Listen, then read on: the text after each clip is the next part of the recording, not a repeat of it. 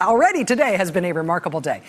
Nancy Pelosi did an interview with the New York Times this weekend in which she expressed publicly, I think for the first time, that she had been worried in the run-up to the midterm elections, in the run-up to the 2018 midterm election. She had been worried that if the Democrats won control of the House, but only narrowly, she believed Trump would try to block the transfer of power from Paul Ryan to her. She believed Trump would try to block the transfer of power in Congress from the Republican Party to the Democratic Party. This is from the New York Times this weekend. Quote, few people outside Pelosi's inner circle were aware of how worried she was that Trump would try to stop the opposition party from taking control of the House unless the Democrats' victory was emphatic enough to be indisputable. Pelosi said she recalled thinking in the run-up to the 2018 elections, quote, if we win by 4 seats, by 1,000 votes each, he's not going to respect the election. Quote, he would poison the public mind.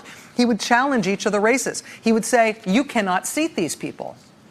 Pelosi said, quote, we had to win. Quote, as we go forward, we have to have the same approach. Quote, in recent weeks, Pelosi has told associates that she does not automatically trust the president to respect the results of any election short of an overwhelming defeat.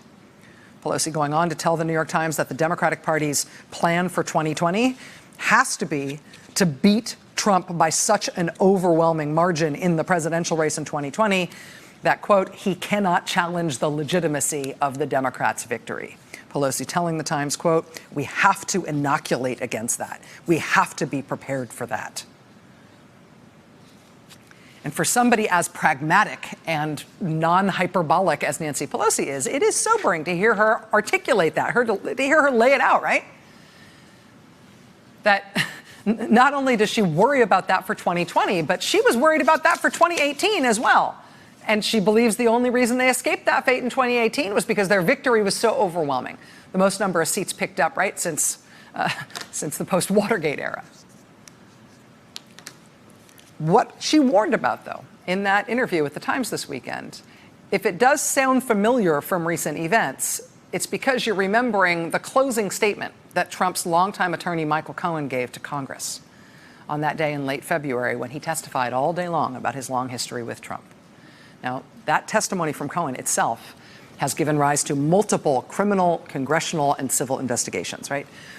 But in a somewhat unusual closing statement for his testimony that day, you might remember Michael Cohen whacking this particular tuning fork in a way that still resonates all this time later.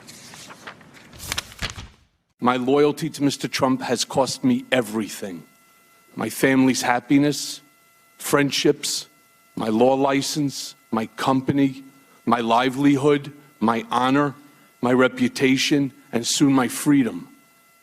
And I will not sit back, say nothing, and allow him to do the same to the country. Indeed, given my experience working for Mr. Trump, I fear that if he loses the election in 2020, that there will never be a peaceful transition of power. And this is why I agreed to appear before you today. Michael Cohen testifying before Congress 2.5 months ago. Today, Michael Cohen reported to federal prison to start serving 3 years behind bars. And right on cue, just as Mr. Cohen was getting ready to head upstate to start his sentence, President Trump started tweeting about how, by rights, another 2 years ought to be added to his first term in office, since his first 2 years were stolen from him by the terrible Mueller investigation in this horrible witch hunt. It means he ought to have an extended term in office, ought to get another 2 years just added on.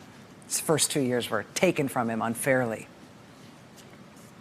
Michael Cohen is going to jail, starting his prison sentence today for a whole bunch of felonies, including at least 3 felony counts, for which he really derived no benefit himself.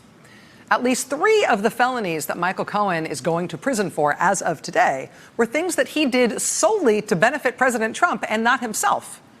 And in the case of all 3 of those felonies, either Cohen himself or the prosecutors involved in his case contend that President Trump was actually involved in committing those crimes too. Prosecutors in the Southern District of New York told the federal judge in Cohen's case that President Trump directed Cohen to commit 2 campaign finance felonies involving illegal payments to 2 women ahead of the presidential election. Cohen is going to prison for those. Trump is individual one who prosecutors told a judge directed the commission of those felonies. Cohen himself says he was encouraged by Trump to lie to Congress about the extent of the Trump Tower Moscow deal. We still don't know why President Trump lied repeatedly for months, ultimately for years, about this huge real estate deal he was trying to pull off with the help of the Russian government during the time he was running for president. But one of the things Michael Cohen went to prison for today is lying to Congress in order to keep secret the extent and the timing and the seriousness of those Russian negotiations, and specifically the extent to which they involved the Kremlin directly.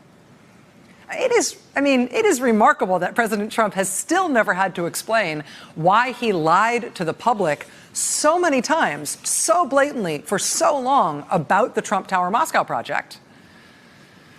But now somebody else is starting his prison time for helping maintain that lie.